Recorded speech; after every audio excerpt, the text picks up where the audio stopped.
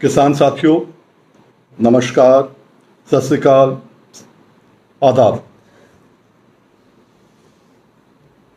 पहले तो मैं आप सबको 5 मई को जो आप लोगों ने, नौजवान किसान साथियों ने ट्विटर पे जो हमला बोला है और देश में 1 नंबर पे लेके आए हो, ट्रेंड करके लेके आए हो अपना कर्जा मुक्ति को, आप सबको बहुत बहुत मुबारकबाद देना चाहूँगा। मुझे तो लगा था कि केवल आप बीज बोगे उस दिन और फिर हम इसका फल बाद में देखेंगे, पर पहले दिन ही आपने ट्रेंड करके नंबर 1 पे आप ले आए। जैसे बीज बोते हैं, फुटाव भी उसी दिन हो गया। आपको बहुत बहुत मुबारकबाद। ये बहुत ज़रूरी है क्योंकि अब लॉकडाउन के अंदर अगले 6-8 महीने हम लोग आंदोलन नहीं कर पाएंगे किस चीज़ में। जब आंदोलन नहीं कर पाएंगे तो रास्ता क्या है? तभी ट्विटर का रास्ता ढूंढा है कि एक यही मात्र रास्ता है जो प्रधानमंत्री तक, मुख्यमंत्री तक, मंत्रियों तक हमारी बात पहुंचाएगा। इसलिए हम लोगों ने ये किया है और इसको आगे और भी बढ़ाना है। कर्जा मुक्ति आज क्यों और कर्जा मुक्ति क्यों? किसान मेहनती आदमी है, कर्ज मुक्ति पे यकीन नहीं करता है, पर मुक्ति की बात तब करता है जब उसको अपनी फसल का रेट नहीं मिलता। आज बारिश हुई, बिन मौसम बारिश हर 15 दिन होती रही, पूरे देश में होती रही। हमारी फसल जिनकी निकली है वो आधी निकली है। उस पर से आपको याद है मोदी जी ने कहा था 2015 में, 16 में बड़े बड़े एडवर्टाइजमेंट आते थे, मजे आ जाएंगे, अब नुकसान होगा तो प्रधानमंत्री फसल बीमा योजना किसान को मालामाल कर देगा। पता नहीं आप में से किसको मालामाल कर रहा है। मेरा तो बहुत नुकसान हुआ है। मुझे तो किसान बीमे का एक पैसा किसी को फायदा होते दिख नहीं रहा। आज की तारीख में जब कोरोना है, हमने पहले भी आपसे कहा, आपने प्रधानमंत्री से कहा कि कोरोना में हम नहीं बोलना चाहते थे कि कर्जा मुक्त करो हमें, पर हम तो बाहर निकल रहे हैं।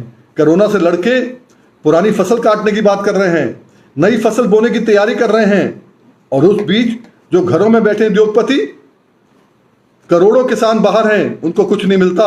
जो 50 उद्योगपति घरों में बैठे हैं उनका राइट ऑफ हो जाता है लोन 68,607 करोड़ का। उस पर तो हम लोग बाहर निकले हैं। ये पक्षपात क्यों? सौतेला व्यवहार क्यों? हमारी सब्जियां बर्बाद हुई हैं, हमारा फल बर्बाद हुआ है। अभी मुझे खतौली के लोगों ने कहा कि उनका फूल बहुत बर्बाद हुआ है। फूल तो मध्य प्रदेश में बर्बाद हुआ है, फूल बिहार में बर्बाद हुआ है, फूल हर कहीं बर्बाद हुआ है। आज की तारीख में जब सब कुछ हमारी बर्बादी है, उसके बाद में अगर जहां गेहूं है, जहां सरसों है, जहां मसूर है, जहां मूंग है, उसकी खरीद नहीं हो रही, किसान क्या करेगा? एमएसपी पे आपने कह दिया। मैं एक चैनल पे था, आपने खुद देखा होगा, मंत्री जी भी थे वहां पर, उस चैनल पे बोल रहे थे हमने गेहूं की खरीद 170 लाख मीट्रिक टन कर ली। हमने वही कहा कि भाई, जब मेरे जैसा आदमी आप मंत्रियों को कहने के बाद भी अपना बेच नहीं पाया तो आम आदमी क्या बेचेगा? मैंने भी कम रेट पे बाहर बेचा है, क्योंकि ऊपर मौसम की मार का मालूम नहीं, कब बरसात हो जाए, कब बर्बाद और भी हो जाए। जितना बचा उतना बेचो भाई, भागते चोर की लंगोटी से ही। और मंत्री जी ने कहा 170 लाख मीट्रिक टन खरीदा है हमने, बहुत खरीद लिया। 70 लाख मीट्रिक टन बचा, बाकी 100 लाख मीट्रिक टन तो आपने पंजाब से ही खरीद लिया, फिर हरियाणा से खरीदा, यूपी में बता दो कितना खरीदा, मध्य प्रदेश में कितना खरीदा, राजस्थान से कितना खरीदा, बिहार में कितना खरीदा। उत्तर प्रदेश में 300 लाख मीट्रिक टन होता है मंत्री जी। अगर 170 लाख मीट्रिक टन पूरा अगर आप खरीद लेते उत्तर प्रदेश से, तब भी 130 लाख मीट्रिक टन बचता। घरों के अंदर अपने खाने पीने के लिए लोग 50-60 मीट्रिक टन रखते हैं, उससे ऊपर नहीं रखते हैं। पर हकीकत यह है कि आज की तारीख में किसान बेवकूफ बन रहा है। जब हमारी सब्जियां, फल, दूध का आपको मालूम है ना, दूध हमारा कौड़ी के भाव को लेने को तैयार नहीं है। आज होटल बंद हैं, ढाबे बंद हैं, चाय की दुकानें बंद हैं, जब सब कुछ बंद, रेस्टोरेंट बंद हैं, मिठाई की दुकानें बंद हैं, तो दूध कहां जाएगा? कौन लेगा दूध? किसान बर्बाद हो गया। यही तो समय होता है कि सरकार मदद करे ऐसे मौकों पर। अगर आप इंडस्ट्री को मदद करना चाह रहे हो ऐसे मौकों पर, तो किसान को क्यों नहीं करो भाई? जो आदमी आपको लॉकडाउन में खिला रहा है, लॉकडाउन में मालूम है ना क्या हुआ? लॉकडाउन के अंदर जब लॉकडाउन हुआ, हर आदमी घरों में आ गया और कहां भागा? राशन की दुकानों पर अन्न लेने के लिए, अंग्रेजी में ग्रोसरीज कहते हैं, लेने के लिए, दाल चावल आटा लेने के लिए भागा। उस समय कोई हीरे जवाहरात लेने नहीं भागा, कार लेने नहीं भागा, कपड़े लेने नहीं भागा, जूते पॉलिश कराने नहीं भागा, बाल बनवाने के लिए नहीं भागा। उस समय केवल दिखता था अन्न। और अन्न कौन उगाता है? अन्नदाता जो है किसान। किसान ने भरपूर अन्न दिया देश को, और वही पिछले 15-20 साल में 3.5 लाख किसान आत्महत्या कर चुके। ये शर्म की बात है या नहीं है? और आज भी इस कोरोना के अंदर हम नहीं बोलते, पर क्यों बोला? क्योंकि जब देखा कि किसान बर्बाद हो रहा है, और उसके बाद भी हम लोग शांत रहते। पर दूसरी तरफ घर बैठे बैठे उद्योगपतियों का आपने जब राइट ऑफ कर दिया, तब हम सब सामने आए। और मोदी जी, मैंने पहले भी कहा, मुझे तो खुशी है, ये नौजवान बच्चे जो कल तक खेती से दूर जा रहे थे, आज अपने हक की लड़ाई लड़ने के लिए, ये कल के हमारे किसान हक की लड़ाई लड़ने के लिए सामने आए और कह रहे हैं, अगर दूसरों को आप फायदा कर रहे हो, राइट ऑफ कर रहे हो, हमारा भी राइट ऑफ करो। और ट्विटर पे 1.5 घंटे के अंदर 1 लाख ट्वीट से ऊपर हो गया। और मैंने लोगों से बात करी, भाइयों से बात करी, किसान भाइयों से बात करी, नौजवान बच्चों से बात करी।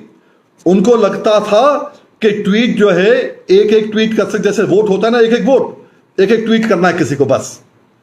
ट्वीट तो आप 10-10 भी कर सकते थे। आप समझिए, अगर आप रीट्वीट करते, मेरा ट्वीट को भी आगे बढ़ाते, किसी और के ट्वीट को आगे बढ़ाते, जो बहुत लोगों ने बढ़ाया, किसको नहीं मालूम था, तो अगर एक 10-10 को करता तो 10 लाख बन जाता तत्काल। ये ताकत है। अब आंदोलन ऐसे ही लड़ेंगे हम। आपने देखा ना, अगर उद्योगपतियों को दे रहे हो, नहीं देते तो हम नहीं बोलते, और वहीं उद्योगपतियों को दे रहे हो। पर हमारे जो भाई हैं, जो हमारे किसान के साथ मजदूर है, चोली दामन का साथ है, वो घर वापस आना चाहते हैं, उनके लिए ट्रेन के लिए विवाद चालू हो गया। आज जहां मैं खुशी मनाता हूं ट्विटर की, वहीं भी दुख है बहुत ज्यादा कि कल रात को 16 मजदूर महाराष्ट्र से आ रहे थे, मध्य प्रदेश के मजदूर, उमराव के नहीं, उमरिया और शाहडोल के थे। ये मजदूर पैदल आ रहे थे। पर क्या हुआ? ट्रेन ने उनको रौंद दिया। ये पटरी पे बैठे थे, गर्मी ज्यादा होगी, पटरी पे तापमान तो ठंडक थोड़ी होती है, उस पे सो रहे थे, कुछ थक गए थे, 36 किलोमीटर दिन में चले थे, सो रहे थे, तो ट्रेन ने, गुड्स ट्रेन ने उसको, मालगाड़ी ने रौंद दिया उनको। 16 तो वहीं मर गए, एक अस्पताल में है, और 3 बच गए। उनको अंग्रेजी में कहते हैं कंकशन। उनको होश नहीं है कि कैसे बच गए। अब आप बताइए, बाकी लोग जब मजदूर घर जाएंगे, वो वापस आएंगे क्या? इंडस्ट्री का क्या होगा? और क्यों आए जब आप उनकी देखभाल नहीं कर सकते? आपको चाहिए था लॉकडाउन से पहले ही 3 दिन स्पेशल ट्रेन चलाते, सब घर चल जाते। उस समय एक एक ट्रेन में 3-3 हजार लोग जाते, 22 बोगी 23 बोगी वाली ट्रेन में। पर आज 1000 आदमी जा सकता है, क्योंकि हमें डिस्टेंसिंग देखना है। और वो 1000 आदमी भी 10 लाख आदमी आप नहीं भेज पाए। 10 लाख आदमी अगर 1000 एक ट्रेन में जाते हैं, तो 1000 ट्रेनों में आ जाते हैं। 1000 ट्रेन में, और एक ट्रेन का रेट अगर 10 लाख हुआ तो 100 करोड़ बनता है। और मैं तो कहता हूं कि आप कहते हैं 10 लाख नहीं, मैं तो कहता हूं 1 करोड़ भी अगर बनते, हमारे देशवासी, हमारे भाई अगर 1 करोड़ भी होते, उनको लाने का काम किया जाता, 1 करोड़ आपकी 10,000 ट्रेन में आ जाते। और 10,000 ट्रेन का खर्चा कितना आता? 1000 करोड़। 1000 करोड़ हमारे पास नहीं है, पर 66,607 करोड़ उद्योगपतियों का राइट ऑफ करने के लिए हमारे पास है। वो 1 करोड़ आदमी जो आपको वोट देता है उसकी बात नहीं सुनोगे। ये 50 आदमी जो घर में बैठते हैं और देश को लूटने की बात करते हैं और फिर छोड़ के बाहर निकल जाते हैं, उनकी बात करोगे आप? उनका राइट ऑफ करेंगे बैंक्स? और आज जहां हमारे लिए, हमारे भाइयों के लिए, मजदूरों के लिए ट्रेन नहीं है, वहां पर आज देखिए आइटिनरी एयर इंडिया की 100 से ऊपर विमान 7 तारीख से लेकर 16 तारीख तक 100 से ऊपर विमान विदेशों से यहां लेके आएंगे लोगों को। 100 विमान ला सकते हैं पर 1000 रेलगाड़ी हमारे मजदूरों को नहीं चला सकते हम लोग। कितने शर्म की बात है। ये चीजें जो हैं, इसीलिए तो ट्विटर पे हम लोग आए कहने के लिए। हमारे उत्तर प्रदेश के भाइयों ने कहा, मोदी जी आपने चुनाव में कहा था, चुनाव में आपने कहा था कि 14 दिन के अंदर गन्ने की पेमेंट मैं करवाऊंगा, नहीं तो आपको ब्याज दिलवाऊंगा। आप वायदा करके आए थे। उस समय आदित्यनाथ जी को कोई जानता नहीं था, आपके कहने पे वोट दिया था। कहां गया वो वायदा? आज 12,500 करोड़ रुपया बकाया है किसानों का। कोरोना में उन्हें पैसा चाहिए। आज उनका गन्ना खड़ा है, आदित्यनाथ जी उनका गन्ना खड़ा है। गन्ने के लिए उनको सट्टा चाहिए, पर्ची चाहिए। नई पर्ची भी उनको बना के दीजिए कि कोरोना के अंदर कम से कम इतना तो हो जाए कि कोर्ट ने जो आदेश दिया है, पूरा गन्ना जब तक नहीं खड़ा, गन्ना नहीं पेरा जाए, तब तक जो है मिलें चालू रहें। और नहीं तो खड़े गन्ने का पैसा दे दो किसानों को भाई, कोर्ट के आदेश के तहत। आज कर दीजिए। ये महामारी का टाइम है, इसमें किसान आगे खड़ा है। सबसे आगे की पंक्ति में किसान खड़ा है आज कोरोना से लड़ने के लिए। उसके लिए सोचना चाहिए प्रधानमंत्री जी, मुख्यमंत्री जी, सोचना चाहिए।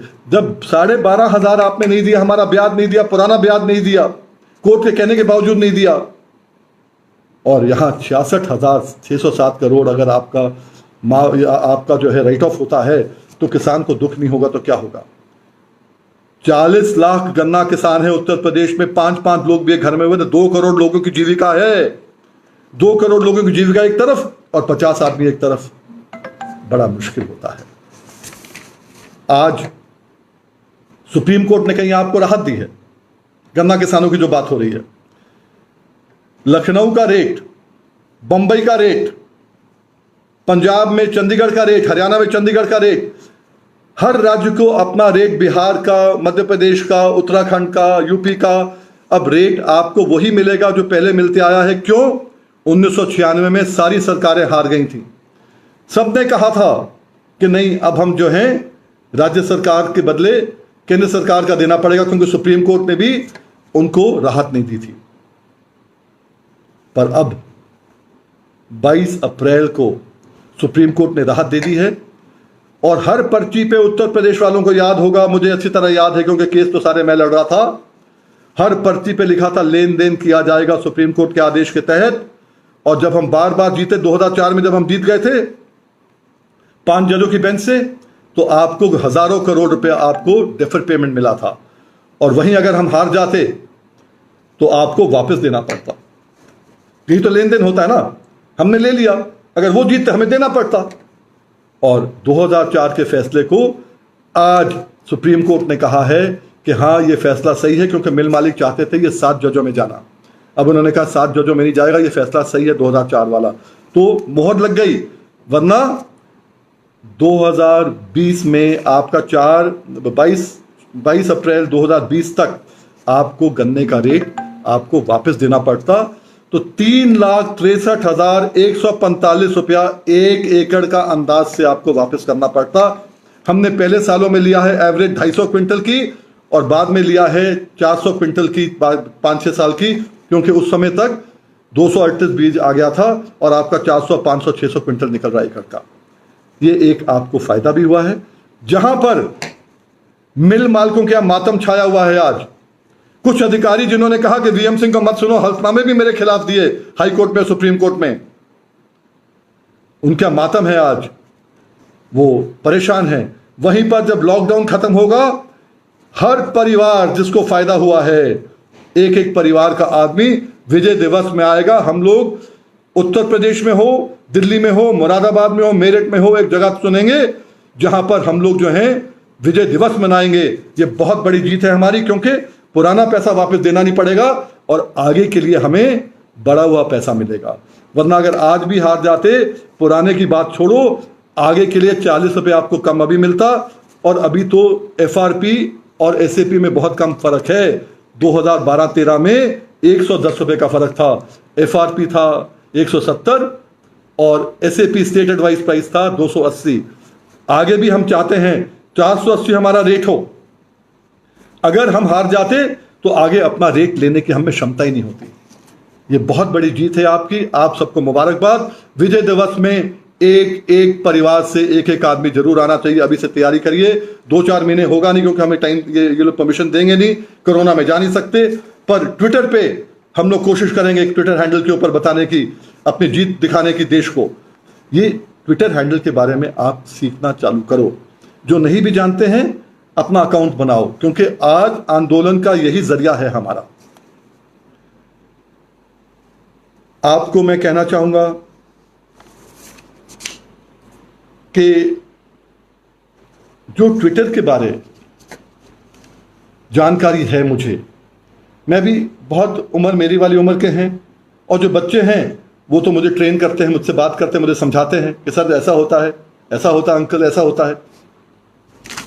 मैं एक आपसे जो नौजवान पीढ़ी है उससे आज कुछ मांगना चाहूंगा।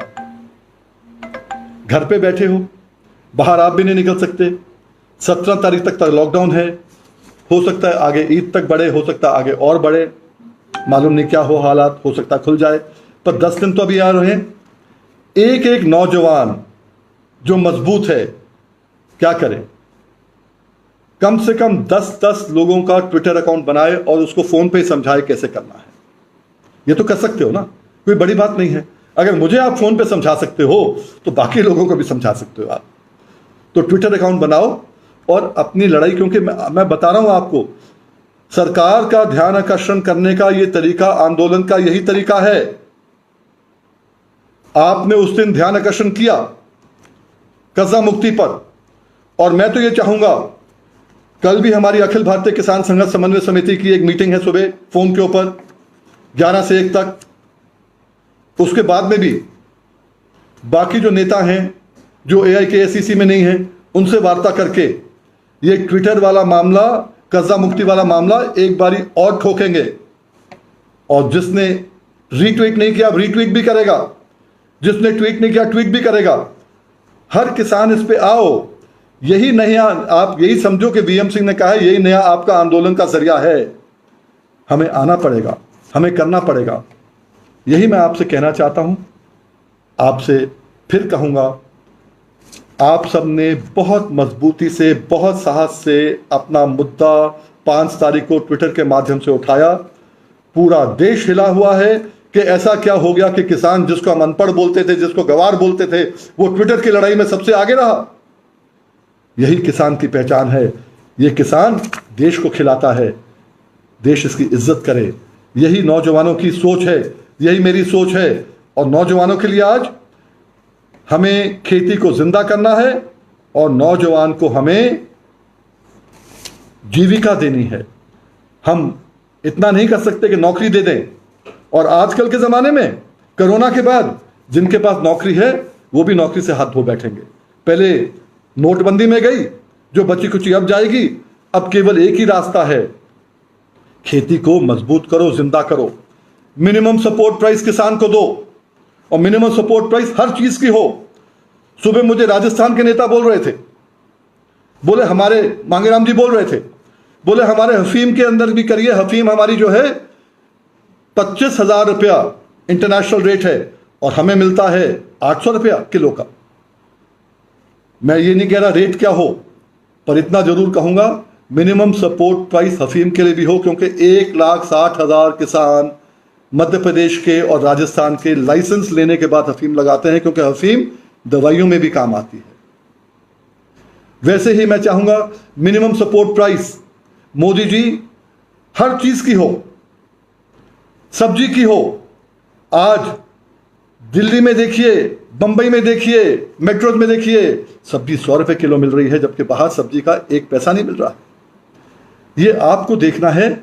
मिनिमम सपोर्ट प्राइस किसान के लिए लगाओ, मैक्सिमम रिटेल प्राइस लगाओ कंज्यूमर के लिए, उपभोक्ता के लिए, दोनों को फायदा हो।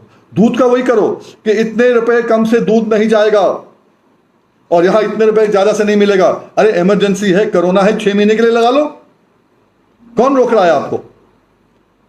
इसमें आपको कोई कानून की कोई आप पाबंदी नहीं है करने के लिए, आप कर सकते हो।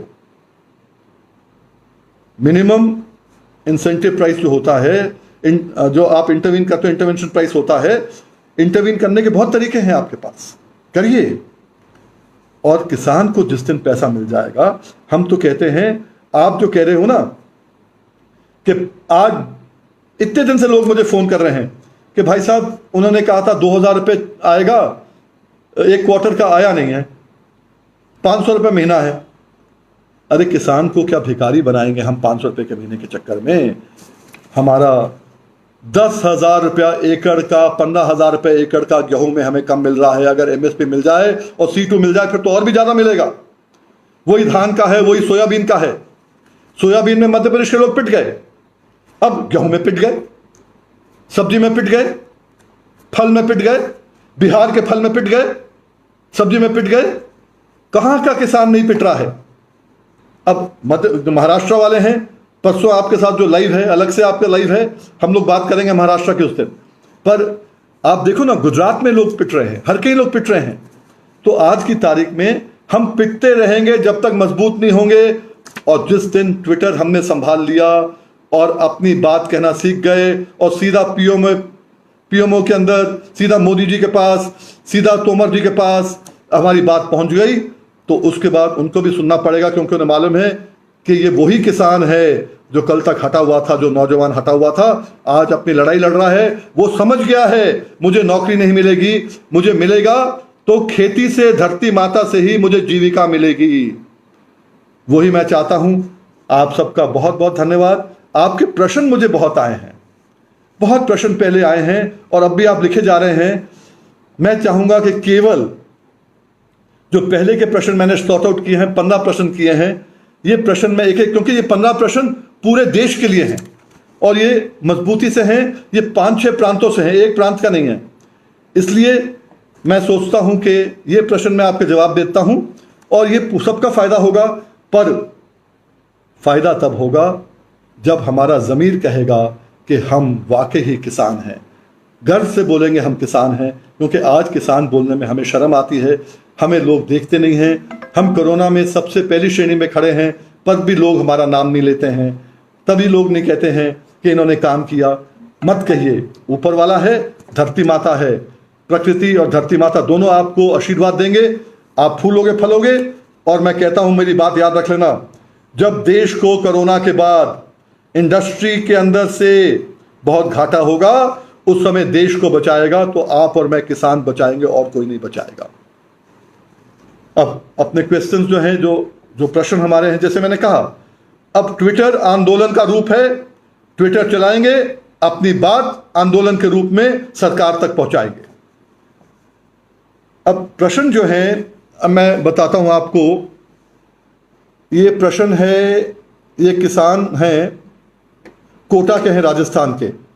संपूर्ण खरीद के लिए कानून पूरे देश में लागू होना ही चाहिए, इसके बिना किसान लुट रहा है। देखिए, कानून क्या, कानून तो है, नियत नहीं है, नीति है। कानून क्या, नीति होती है, हमारी गारंटी है। नेशनल एग्रीकल्चर पॉलिसी कहती है गारंटी है। सन 65 में एपीसी बना था, एग्रीकल्चर प्राइस कमीशन, सीएससीपी बाद में बना। ये गारंटी है आपके लिए। एमएसपी, केवल एमएसपी सबके लिए, हर फसल के लिए होनी चाहिए और होना चाहिए। इससे कम कोई खरीदेगा तो जेल जाएगा। क्यों?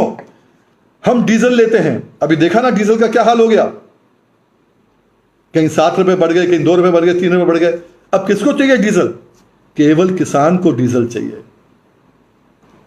खपत किसान करेगा, क्योंकि अब उसको एक तो हार्वेस्टिंग में, अपनी फसल निकालने में लगा है डीजल, और फसल बोने में डीजल लगेगा।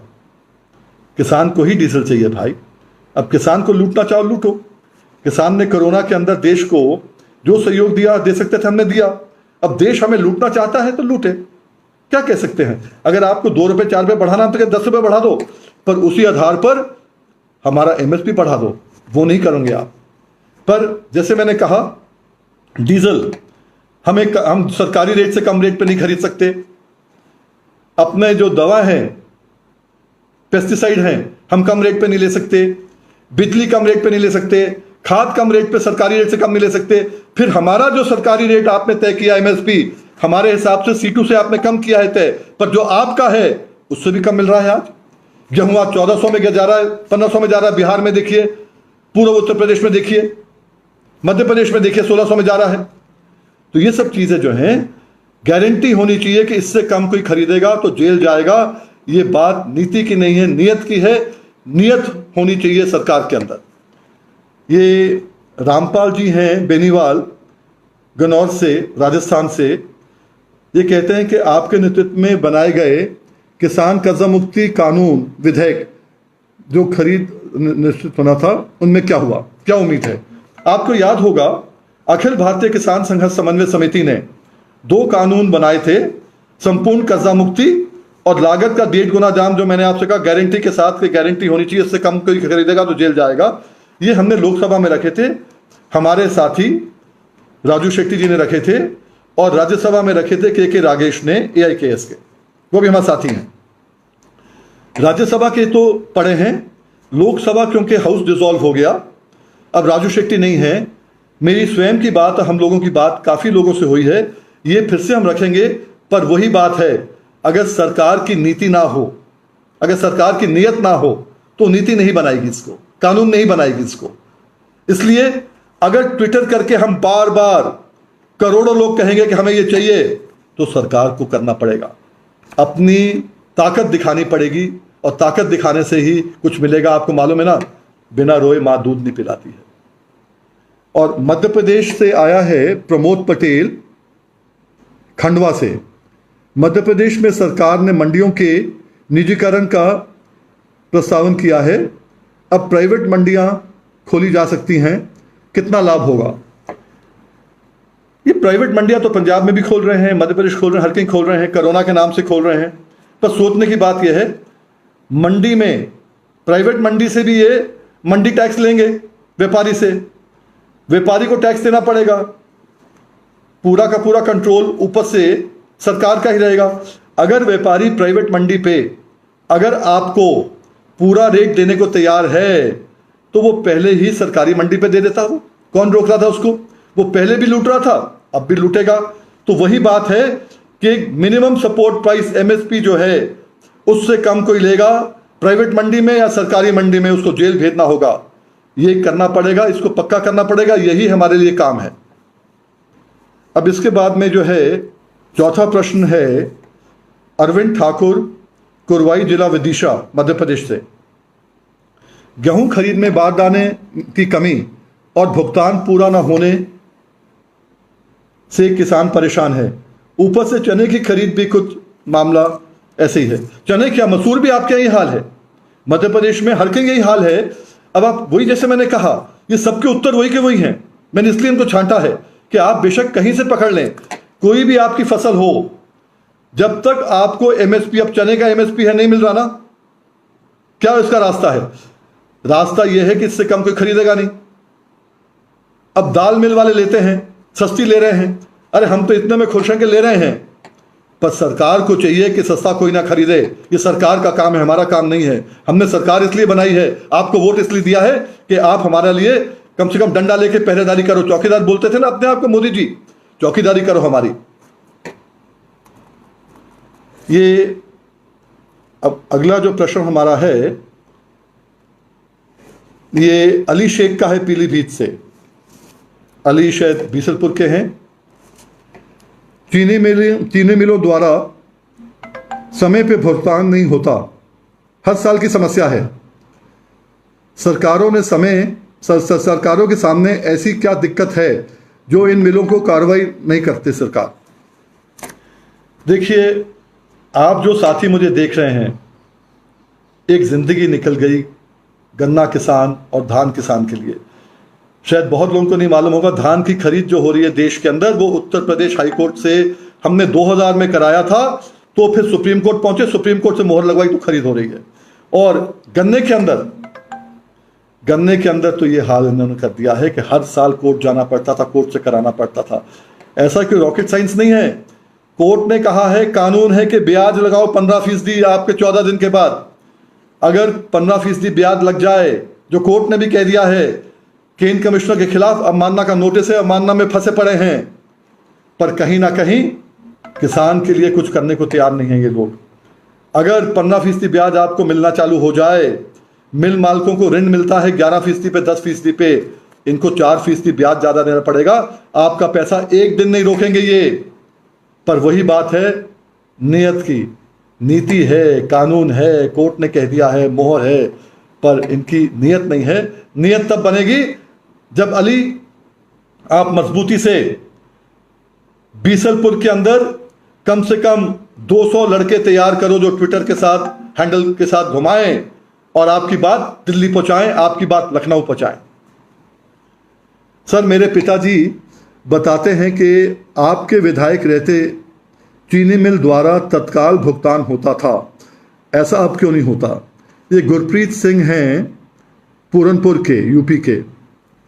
गुरप्रीत, बिल्कुल ठीक कहा आपने। मनजीत हमारे साथी थे आपके पिताजी, मेरे पहले इलेक्शन में भी वो छात्र थे, उस समय अपनी टुंडी जीप में आया करते थे। और उस समय उत्तर प्रदेश में गन्ने का रकबा बहुत कम हो गया था। पूरनपुर की मिल जिस समय मैं विधायक बना हूं 93 के अंदर, आपको यकीन नहीं होगा कि नवंबर में चालू होकर दिसंबर या जनवरी में बंद हो गई थी। गन्ना था ही नहीं। मिल को प्राइवेट लोगों के हाथ बेचने की बात हो रही थी। हमने मुख्यमंत्री से कहा, सम्मेलन किया, बोले हम इसको देखेंगे। और एक ही मेरी थी कि मैंने कहा पहला तो पेमेंट 4 घंटे में होगा। मिल गेट पे आदमी गन्ना लेके आता था और 4 घंटे में पेमेंट होता था। पूरा साल पेमेंट हुआ। विधायक तो मैं 18 महीने था केवल, पूरा साल पेमेंट हुआ। और उस समय चेकों के माध्यम से नहीं था, नहीं तो चेक के माध्यम से एक दिन में पेमेंट कराते हम सेंटरों पे। सेंटरों में पैसा कितना जाना है कितना आना है, इसलिए 3 दिन में पेमेंट सेंटरों पे होता था। पूरा साल हमने कराया। हम करा सकते थे, उस समय मेरी 34-35 साल की उम्र थी। तो आज क्यों नहीं करा सकते? मुख्यमंत्री क्यों नहीं करा सकते? ये रॉकेट साइंस नहीं है। वीएम सिंह ने अपनी जेब से पैसा नहीं दिया। और ये सब कराने के बाद 2 करोड़ के मुनाफे में फैक्ट्री 1 साल में आ गई थी। उसी साल 2 करोड़ की फैक्ट्री में आई थी। हमें मालूम है कल अगर मौका मिलेगा तो उत्तर प्रदेश की फैक्ट्रियां मुनाफे में भी आएंगी। आपको 4 घंटे क्या, आपको 1 घंटे में पेमेंट मिलेगा पूरे के पूरे देश को। पर नियत होनी चाहिए। बीमा योजना के तहत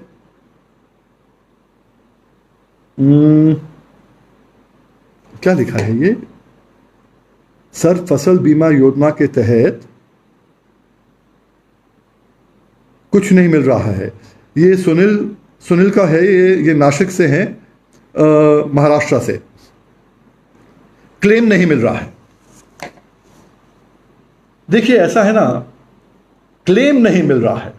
मैंने कहा मैं वही मुद्दे ले रहा हूं जो आपको, हर आदमी को मालूम होना चाहिए।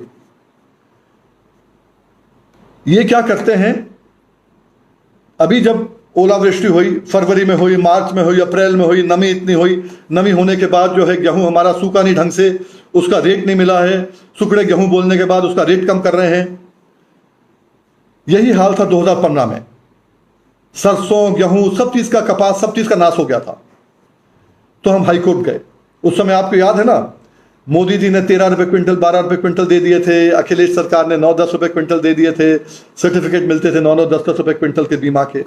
एक एक किसान को बीमा के मिलते थे, क्विंटल नहीं, बीमा के मिलते थे एक एक किसान को।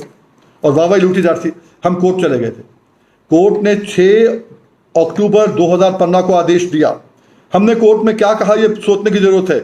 कोर्ट में मैंने दिखाया चीफ जस्टिस की बेंच को, उनको दिखाया कि देखिए जनाब, हम जब केसीसी पे लोन लेते हैं हमारा बीमा कटता है और बीमा कंपनियों को दिया जाता है। और ये देखिए जो बैंकों की कमेटी की रिपोर्ट है, वो रिपोर्ट क्या कहती है? वो रिपोर्ट कहती है कि बहुत जगह किसानों ने बीमा कटवाया और बैंकों ने बीमा कंपनी तक नहीं पहुंचाया। कुछ जगह बीमा कंपनी को पहुंचा दिया, बीमा कंपनी को पहुंचा दिया, पर बीमा कंपनी ने क्या किया? पैसा तो ले लिया, जब देखा कि वापस करना पड़ेगा, घाटे का सौदा है, बाढ़ आ गई, बारिश आ गई, सूखा पड़ गया, तो उन्होंने लौटा दिया। ऐसा भी हुआ है। तो बैंक ने कहा, हमने बैंक से कहा कि जनाब ये समझिए कि बीमा किस चीज का है। केसीसी हम लोन लेते हैं, केसीसी लोन लेते हैं तो हमारा बीमा जो है, फसल लगाने के लिए केसीसी लेते हैं, फसल को सुरक्षित रखने के लिए बीमा है, केसीसी का बीमा है। अगर फसल जितनी हमारी तबाह होगी उतना हमारा केसीसी के अंदर से कट जाएगा हमारा पैसा। 50% अगर फसल हमारी बर्बाद हो रही है तो 50% बीमा के कारण हमारी जो केसीसी का लिमिट है उसमें से पैसा माफ कर दिया जाएगा तत्काल। मिल लेती, वो बैंक लेता रहे बीमा कंपनी से बाद में। तो कोर्ट ने माना और कोर्ट ने आदेश दिया, जो आदेश आज लागू है, क्योंकि सुप्रीम कोर्ट कोई नहीं गया उसके खिलाफ। 4 साल हो गए, 5 साल हो गए उसको, आज 4 साल हो गए हैं। आदेश क्या है फिर से बता दूं? किसान का बीमा कटा या नहीं कटा, बैंक ने काटा या नहीं काटा, मैं खास तौर पे बता रहा हूं। आरएस बघेल ने मुझसे कहा था, विदिशा से फोन किया था परसों इसी मामले में। बैंक ने काटा या नहीं काटा, आपने केसीसी लिया, आपका अगर नुकसान हो गया तो बीमा कंपनी को आपको मुआवजा देना पड़ेगा। बेशक उसका बीमे का पैसा बीमा कंपनी दे, मुआवजा बीमा कंपनी दे या बैंक दे, किसान को घाटा नहीं होगा। ये आदेश है, ये आदेश है division bench Allahabad high court का। तो इसलिए क्लेम अगर नहीं देते हैं तो क्लेम छीनना पड़ेगा। ये आदेश की कॉपी जो चाहेगा उसको आदेश की कॉपी मिल जाएगी। ये कॉपी लगाइए, अपना क्लेम खुद लीजिए। जैसे मैंने कहा, बिना रोए माँ दूध नहीं पिलाती। कभी आपकी हमारी सरकार आएगी तो इसको लागू करेंगे।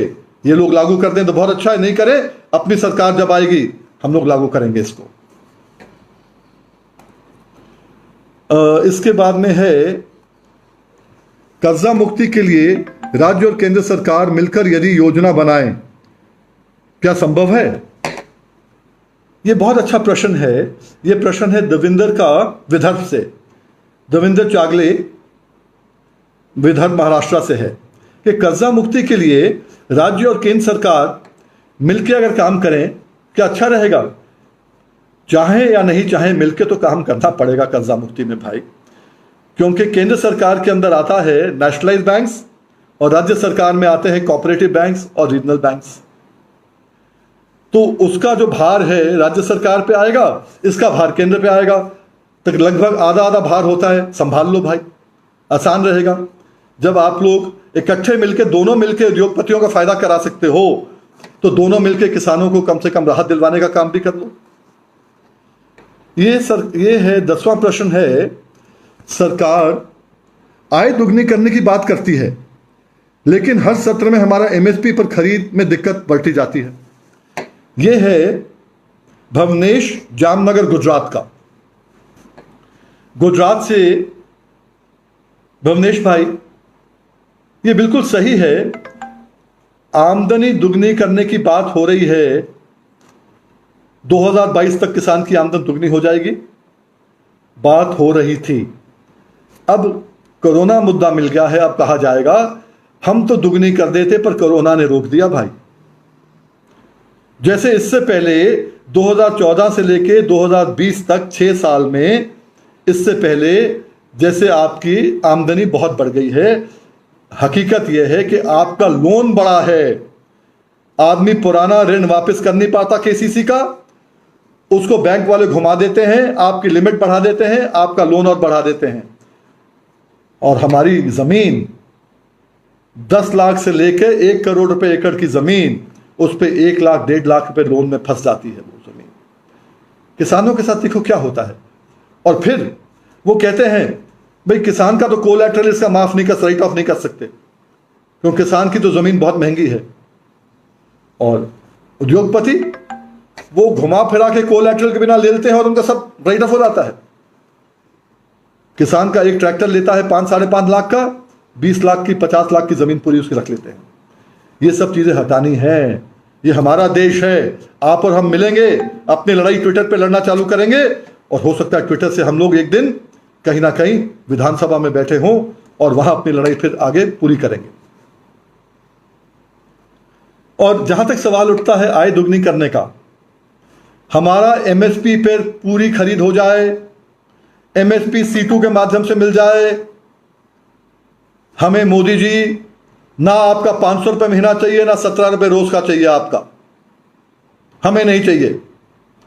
जो गरीब आदमी है, 1 एकड़, जो 1 एकड़ से कम का है, 2 बीघे 4 बीघे वाला है, उसको बेशक आप दे दें, हम भी खुश रहेंगे।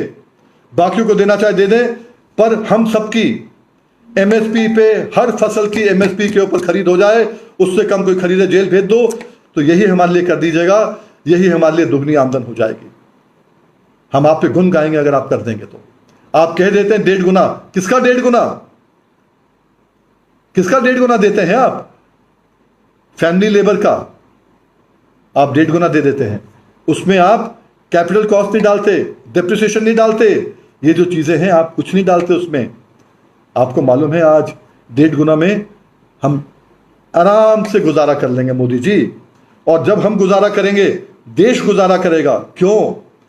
जब किसान के पास 1 एकड़ में गेहूं के ऊपर 15,000 10,000 रुपये फालतू आएंगे 1 एकड़ पर, गन्ने में आज हम 450 की बात करते हैं, 1.5 गुना लागत का दाम, क्योंकि हमारा लागत 290 रुपये के आसपास आप खुद कहते हो। आज हाउस के अंदर बताते हो, सरकार बताती है कि ये लागत है।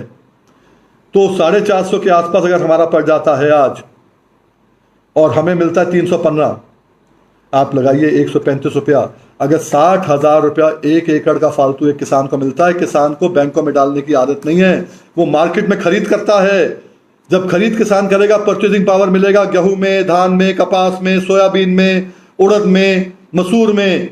जब उसकी बार्गेनिंग पावर बढ़ेगी, उसके पास परचेजिंग पावर बनेगी उसकी, तो फिर देश का फायदा होगा। आप जितना उद्योग ले लो, जितना आप उनको कर्जा दे दो, आखिरी में जो वो बनाएंगे, खरीदारी तो देहात ही करेगी ना। अगर देहात के पास पैसा नहीं है, हमारे पास पैसा नहीं है, तो उनका बना बनाया माल उनके पास रहेगा। आपको मालूम है ना, कोरोना से पहले 1 साल तक ऑटोमोबाइल इंडस्ट्री खत्म हो गई थी।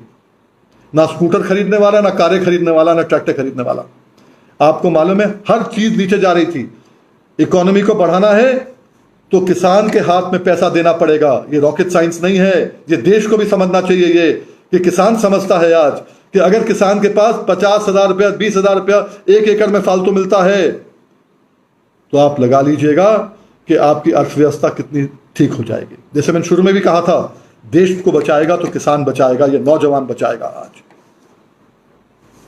सर, मनरेगा और खेती को जोड़ने से क्या फायदा होगा? देखिए, हमने बार बार कहा है, अभी भी जो हमारे भाई घर जा रहे हैं, अब वो वापस अपनी नौकरी पे नहीं आएंगे, तो क्या करेंगे? वो घर बैठ के क्या वहां कटोरा लेके बैठेंगे? नहीं, ना वो चाहते हैं, ना हम चाहते हैं। हम चाहते हैं मनरेगा को बढ़ाओ, मनरेगा में नौकरियां बढ़ाओ, पर साथ साथ वो मनरेगा खेती के साथ जोड़ दो। आज जब आप अपनी धान का समय है, तो आपने कहा ना कैसे फायदा होगा? धान की रुपाई होगी, पहले तो आपकी जो पनीरी है उसको उखाड़ोगे, रुपाई करोगे, उसके बाद में जो है आप रुपाई जब करते हो, तो आपका जो खर्चा है, वो खर्चा अगर मनरेगा के माध्यम से हो जाएगा तो किसानों का भी बच जाएगा, वहां पर उनको नौकरी भी मिल जाएगी, उनको दिहाड़ी भी मिल जाएगी, दोनों का फायदा होगा। चोली दामन का साथ है हमारा और मजदूरों का, तभी हमारा संगठन है किसान मजदूर संगठन है, राष्ट्रीय किसान मजदूर संगठन। क्योंकि आज 1 एकड़ का, 2 एकड़ का, 3 एकड़ का काश्तकार बिना मजदूरी किए अपना गुजारा नहीं कर सकता 12 महीने, और कुदरत की मार पड़ जाए तो बिल्कुल ही नहीं कर सकता। वो अपनी जोत, वो 1 एकड़ 1.5 एकड़ बोने के बाद कहीं मजदूरी करता है तो उसके बच्चे पलते हैं।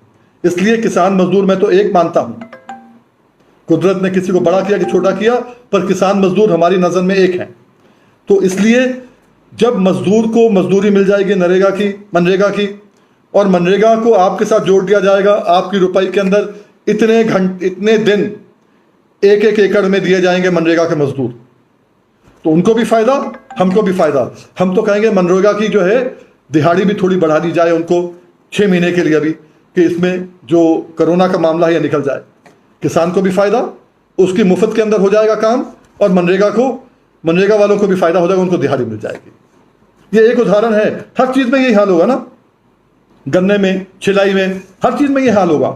तो इसलिए जो है ये मनरेगा का हो गया। 2-3 सवाल और हैं बस।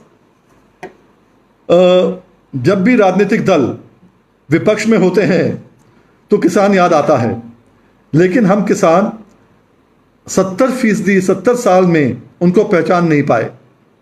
चुनाव आता है तो उनके झंडों में हम आ जाते हैं। ये कहा है अनुज सरावत ने, कहा है सोनीपत से। अनुज, आपकी बात 16 आने सही है। ये हकीकत है कि जिस दिन किसान बरादरी में आ जाएगा उस दिन उसका कोई बाल बांका नहीं कर पाएगा। और जो आपने कहा राजनीतिक दल केवल जब विपक्ष में होते हैं तो किसानों की बात करते हैं। गन्ना किसान उत्तर प्रदेश का याद करे 2012-13 में, जब 78 मिलों ने ताले लगा दिए थे, कहा था हम खोलेंगे नहीं, हम पेरेंगे नहीं। मिल मालिकों ने 280 रुपये, उससे पहले रेट था, नहीं 240 रुपये रेट था, 280 रेट था। ये 12-13 की बात है या 13-14 की बात है, मुझे याद नहीं है, दोनों में से एक साल है। तो उन्होंने 150-200 में लेना चालू कर दिया था, किसान बर्बाद हो रहा था। उस समय भाजपा के नेता हमारे साथ, आपके साथ, हर कलेक्ट्रेट में अपना तंबू गाड़ के बैठे थे, मिल चालू करो। वो तो मिल चालू नहीं करा पाई। हमने कोर्ट से 3 दिसंबर को आदेश लेके 3 दिन में मिल चालू हो गया था, आपको याद होगा। आपके संगठन ने आप पे चालू कराया था। पर उस समय ये बिल्कुल सही है, हमारे साथ कंधे से कंधा मिला के भाजपा के नेता बैठे थे उस समय। और वहीं पर जब भाजपा सरकार में होती है, कांग्रेस के लोग हमारे साथ कंधे से कंधा मिला के चलते हैं। कंधे से कंधा मिलाना मतलब हमारा इस्तेमाल करना, मदद के लिए नहीं आते, अपनी रोटियां सेकने आते हैं सबके सब भाई। इसलिए खुद अपने पैरों पे खड़े हो। बैसाखी पे जो चलेगा वो हमेशा धोखा खाएगा। ये पॉलिटिकल पार्टीज हमने देख लिया, सब पार्टियों को देख लिया है। ये बैसाखियां हैं, आपको इस्तेमाल करेंगी और जब ऊपर आ जाएंगी आपकी बैसाखी गिर जाएगी, आप गिर जाओगे, आपकी तरफ मुड़ के देखेंगी भी नहीं।